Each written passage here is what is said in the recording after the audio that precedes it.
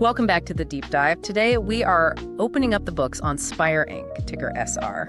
We're looking at their fiscal 2025 year-end earnings call, which was on November 14th. And this one presents a really interesting case of market psychology. It absolutely does. When you dig into it, the central challenge becomes immediately clear. It's, how do you separate the noise of a slightly disappointing quarterly headline from the really strong, high-conviction strategic signal that management was broadcasting for the next 3, even 5 years? And that's our mission here, because if you just looked at the stock price that day, it screams failure. But then you listen to the multi-year plan they laid out, and it sounds like accelerated growth. Exactly. So we need to figure out what drove that initial dip and why let's say, the smart money seemed to look right past it almost immediately. We're separating the quarterly hiccups from the multi-year compounder story Spire's trying to tell. Okay, so let's start with that immediate financial snapshot, because this is where all the anxiety started. Right. The Q4 results were genuinely mixed. Let's unpack the headline figures then. So on the negative side, the company reports an adjusted EPS loss of 47 cents a share. Yep. That missed the Zacks consensus by just a penny. They were expecting a 46-cent loss.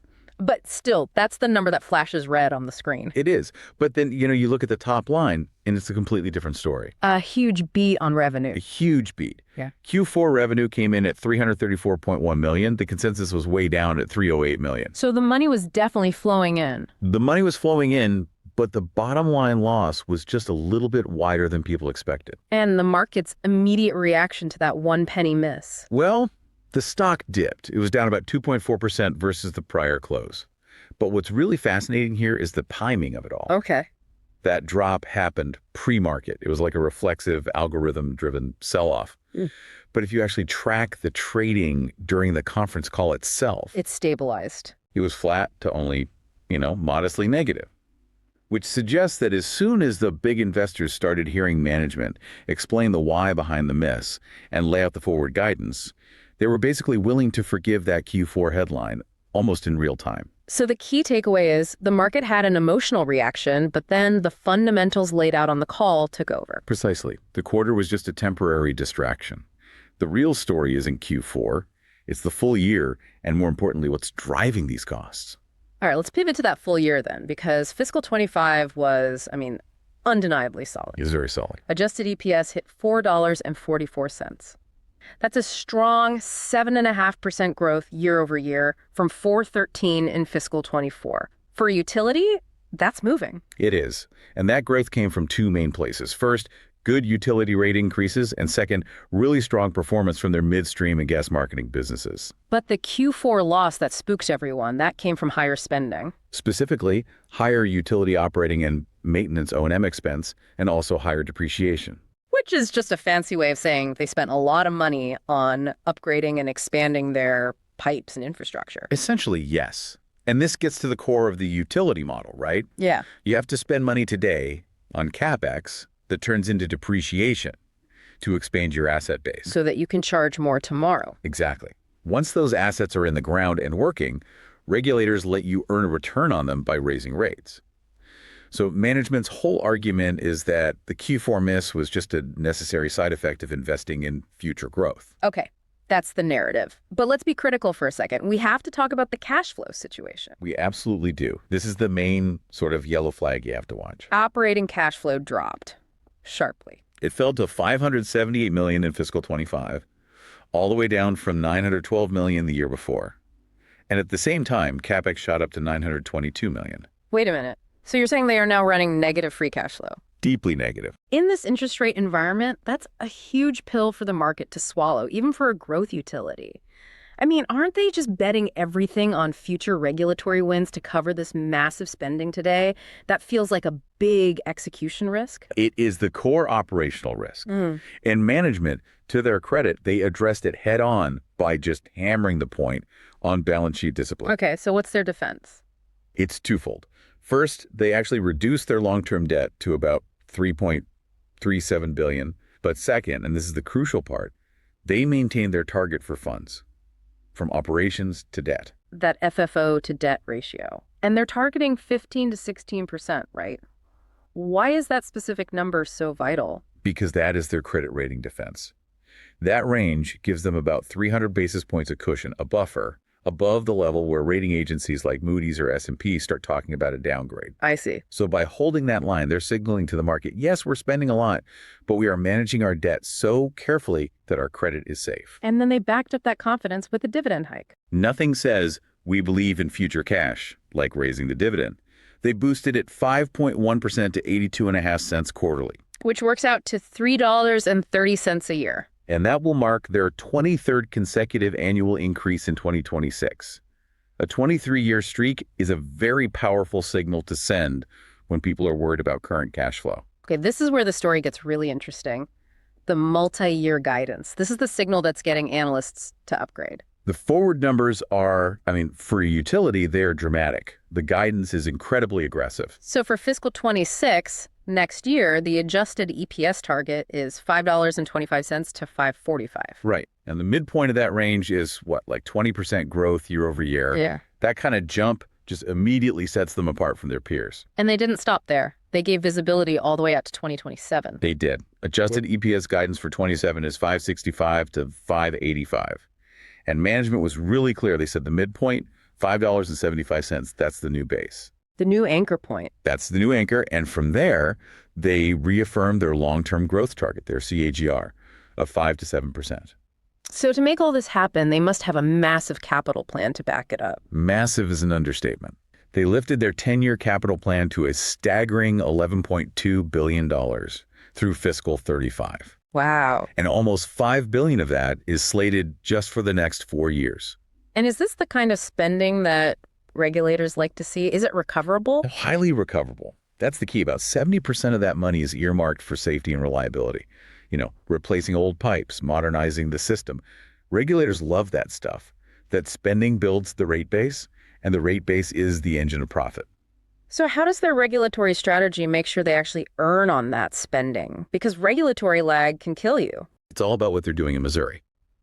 They already secured a good rate settlement that kicks in this past October, which helps the 26 numbers. But the real catalyst, the pivotal move, is their plan to file what's called a future test year rate case in the fall of 2026. Okay, that's a big deal. For anyone not deep in the utility weeds, why is moving from historical costs to a future test year so revolutionary? It is a total game changer. And it's why that post-2027 growth looks so sustainable. Think about it. Normally, utilities file rates based on last year's costs. So they're always playing catch up. Always playing catch up. By the time the new rate is approved, inflation and new spending have already made it obsolete. A future test year lets them set rates based on projected future costs and investments. So it basically eliminates the lag. It closes that gap between what they're allowed to earn, their allowed ROE, and what they actually earn. It means stronger, much more predictable earnings growth. And they're coupling this with a promise to keep O&M growth below the rate of inflation. So more investment, but also more discipline. Aggressive spending, but keeping operational costs tight. Okay. Now let's talk portfolio transformation, because this is all happening at the same time. Right. This is the second major growth driver. Two big moves are reshaping the company. First, you've got the huge acquisition. The $2.48 billion deal for Duke Energy's Piedmont natural gas business in Tennessee. Exactly. That's on track to close in the first quarter of calendar 26. It expands their regulated footprint into a really friendly state for utilities. So it adds more stable, predictable earnings. Right. But the elegance is how they're paying for it. They're funding it by getting rid of their volatile, non-regulated assets. But you're selling their gas storage facilities. Yeah. So they're trading volatility for predictability. That is the strategic swap. Management confirmed there's a lot of interest from buyers, and they're targeting a decision by the end of this year, 2025. You see, the storage business can be great when gas prices are wild, but it's unpredictable. So they sell that. They take the cash, they use it to help buy the Tennessee utility, and the whole company becomes a cleaner, pure play, regulated story.